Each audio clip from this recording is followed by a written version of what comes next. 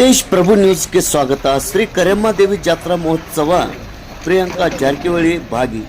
ಯಮಕನಮರಡಿ ಹುಕ್ಕೇರಿ ಮತಕ್ಷೇತ್ರದ ವ್ಯಾಪ್ತಿಗೆ ಬರುವ ಸಿಂಡಿಹಟ್ಟಿ ಗ್ರಾಮದ ಶ್ರೀ ಕರೆಮ್ಮದೇವಿಯ ಜಾತ್ರಾ ಮಹೋತ್ಸವ ಮಂಗಳವಾರ ಅತಿ ವಿಜೃಂಭಣೆಯಿಂದ ಜರುಗಿತು.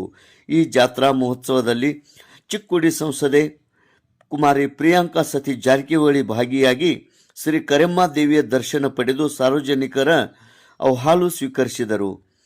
ಶ್ರೀ ಕರೆಮ್ಮದೇವಿಯ ಉಡಿ ತುಂಬುವ ಕಾರ್ಯಕ್ರಮ ಹಾಗೂ ವಿವಿಧ ಸ್ಪರ್ಧೆಗಳು ನಡೆದವು.